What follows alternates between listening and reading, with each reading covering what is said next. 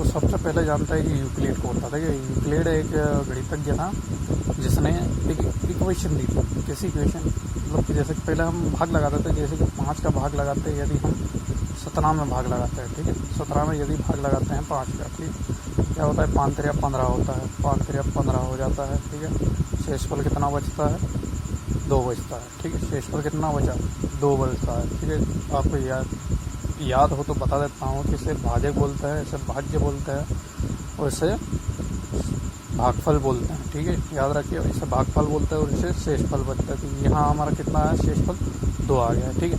अब यूक्लिड क्या कहता है? यूक्लिड क्या कहता है कि ये जो 5 है, 5 का गुणा यदि आप 3 में करते हो, ठीक है। 27 रिजल्ट मैं यहाँ लिख देता हूँ। यदि आप 5 का गुणा 3 में करते हो, ठीक है, 5 का गुणा यदि आप 3 में करते हो तो ये जो शेषफल जो बचता है, शेषफल धन 2 कर दो, ठीक है। तो क्या हो जाएगा? सॉरी, यहाँ 15 लिख दिया है, ये 5 आएगा। 5 का गुणा 3 में कर रहे हैं ना, 5 का गुणा 3 में करते हैं और योग 2 मतलब शेषफल का योग कर देते हैं। तो यहाँ जब हम इसको सॉल्व करेंगे इस कंडीशन को, तो ये क्या हो जाता है? 5 3 15 और 2 हो जाएगा, तो कितना हो जाएगा? 17 हो जाएगा। 17 हो जाता है, ठीक है। तो ये यूक्लिड विभाजन प्रमेयिका कहलाता है, ठीक है। क्या कहलाता है? ये यूक्लिड विभाजन प्रमेयिका कहलाता है। इसी से हम उस चीज़ को हल करेंगे, ठीक है, जो इसने प्रमेय जो पहली दी है उसे हम हल करेंगे। तो इसका जैसे कि ये जो 17 है, ठीक है, 17 को हम मान लेंगे ए, मान लेंगे इक्वेशन में ए इजिकल टू, ठीक है। इसे हम फॉर्मूला बनाने के प्रयास कर रहे हैं। तो ए इजिकल टू जैसे कि 5 है, 5 को क्या मान लेते हैं यहाँ पर हम? 5 ही रहने दीजिए, ठीक है। इसे हम 5 ही कोई संख्या ही है, 5 ही रहने दीजिए। और ये जो हमारा जो शेषफल आया, सॉरी भागफल आया था, है ना, भागफल, तो भागफल को क्या हम मान लेते हैं? यहाँ पे b मान लेते हैं, ठीक है। b है कोई योग प्लस ये जो हमारा शेषफल आया था इसे हम r मान लेते हैं। तो यही हमारा फॉर्मूला अप्लाई करेंगे, वो जो पहले दिया है उसमें यही फार्मूला हम अप्लाई करके इसे हम प्रूव करने की कोशिश करेंगे, ठीक है फ्रेंड्स। तो बने रहिए इस वीडियो में। जैसे कि यह प्रश्न में दिया है, क्या दिया है कि 2 गिनने पर 1 बचेगा। अब बोला है कि 2 गिनने पर 1 बचेगा। तो हम क्या मान लेते हैं कि a मान लेते हैं, a इजिकल टू मान लेते हैं 2 गिन रहे हैं, ठीक है। 2 गिनने पर क्या कह रहा है? वो कितना बचेगा कह रहा है? 1 बचेगा कह रहा है, 1 बचेगा, ठीक, 1 बचेगा। तो हम इसका 1 मान लेते हैं, p मान लेते हैं। p इसका p कोई प्राकृत संख्या है, ठीक है, p कोई प्राकृत संख्या है, ठीक है। इसी प्रकार अगला बोला क्या है कि 3 गिनने पर 2 बचेंगे। तो a इजिकल टू हम यहाँ पर और मान लेते 3 गिनने पर कितने बचेंगे? बोल रहा है 2 बचेंगे, 2 बचेगा, ठीक है। यहाँ पर हम कोई मान लेते q प्राकृत संख्या है, ठीक है। फिर अगला क्या बोला है कि 4 गिनने पर कितना बचेगा? शेष 4 बचेगा, सॉरी 5 गिनने पर, सॉरी 4 गिनने पर 3 बचेगा, ठीक है। शेषफल कितना बचेगा? 3 बचेगा। तो यहाँ पर हम मान लेते हैं 4, ठीक, 3। फिर क्या बोला है? 5 गिनने पर 4 बचेगा। 5 गिनने पर कितना? 4 बच्चा है। फिर क्या बोल रहा है? 6 गिनने पर 5 बचेगा। 6 गिनने पर कितना बच जाएगा? 5 बच जाएगा, ठीक है। फिर क्या बोला है लास्ट में? 7 गिनने पर कितना बचेगा? 0 बचेगा। 7 गिनने पर कितना बच जाएगा? 0 बच जाएगा। ये आपने को बोला है, ठीक है। तो ये क्या हो रहा है? यदि हम देखा जाए कि मतलब ये क्या कह रहा है कि 7 गिनने पर कुछ नहीं बचेगा। मतलब 7 अंडों को गिनेंगे तो कुछ भी नहीं बचेगा। मतलब शेषफल कितना होगा? 0 बचेगा। तो मतलब कहने का अर्थ ये निकल रहा है कि हमें 7 के ऐसे गुणनखंड ढूंढना है जिसमें शेषफल कितना बचना चाहिए? 0 बचना चाहिए। समझ में आया? जैसे कि हमने उदाहरण में देखा था कि हम क्या कर रहे थे कि 17 का 5 से कर रहे थे, ठीक है। 17 का 5 से लगा रहे थे, थोड़ा लगाओ भाग लगाओ, तो 5 3 15 हो रहा है, ठीक है। 5 3 15, शेषफल कितना बच गया था? 2 बच गया था। शेषफल कितना बच गया था? 2 बच गया था। उसी प्रकार हमें यहाँ शेषफल कितना लाना है? 0 लाना है, ठीक है। लेकिन वो 17 के गुणनखंड होंगे, ठीक है। 17 के गुणनखंड होंगे। यहाँ जैसे कि 5 3 15 लगा देते थे और ये इसका शेषफल बच जाता था 2, ठीक है। क्या बचता था? शेषफल 2 बच जाता था। यहाँ पे भी हमें शेषफल 0 लेके आना है, ठीक है। कहने का अर्थ यह है कि हमें 0 लाना है बस, ठीक है। लेकिन वो 17 के गुणनखंड है, उसमें 0 लाना है, ठीक है। और एक कंडीशन और है कि जो 17 के गुणनखंड होंगे वो इन्हें भी संतुष्ट करना चाहिए, ठीक है।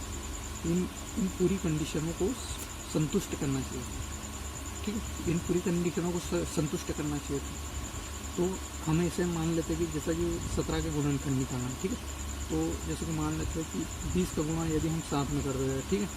20 का गुणा हमें 7 में कर देते हैं, क्या आएगा 0 7 7 14 140 हो जाएगा, ठीक है। 140 में यदि हम 7 का भाग लगाएं, ठीक है। 7 का भाग लगाएंगे तो क्या बचेगा 7 7 14 हो गया, 20 हो गया। मतलब कि यहाँ क्या आ रहा है, ये संख्या ज़्यादा बड़ी आ रही है। हमें तो शेषफल 0 चाहिए, शेषफल 0 लाना है। तो एक काम करते हैं कि अब यहाँ गुणा किसका 18 का करके देखते हैं, ठीक है। 18 का गुणा करके देखते हैं, ट्राई करते हैं।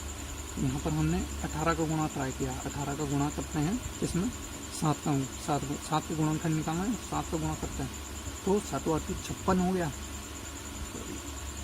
56 चलिए 5 7 एकम 7 8 9 10 11 12, ठीक है 12,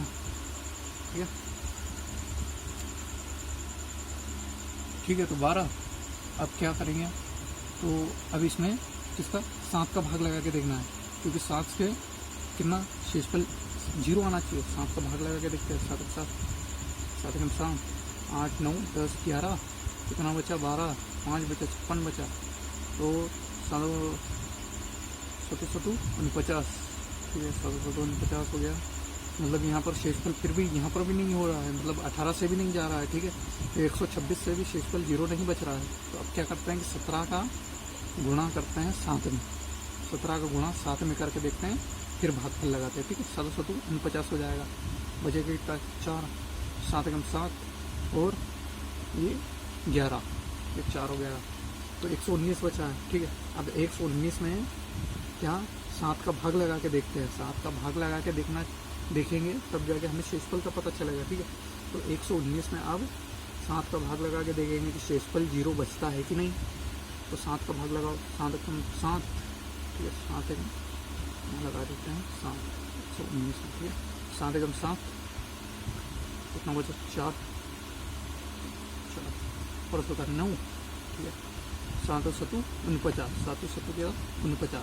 अब क्या बचा शेषफल 0 बच गया, मतलब ये तो संतुष्ट हो रहा है। मतलब अब यहाँ क्या आ रहा है कि शेषफल कितना आ रहा है 0 आ रहा है, मतलब ये संतुष्ट हो रहा है।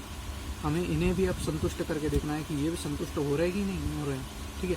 अब क्या करते हैं कि जो 119 है जो हमारा निकला हुआ है, ठीक है, जो हमारे 119 निकाला है, मतलब 119 में किसका 6 का भाग दे के देखते हैं, ठीक है। 6 का भाग दे के देखेंगे तो शेषफल 5 आना चाहिए, शेषफल 5 आ रहा है क्या, तो लगाओ 6 का भाग 119 में, तो 6 कम 6 कितना 4, ठीक है सॉरी 5 है ना, 5 ऊपर से उतारी 9, ठीक है 9।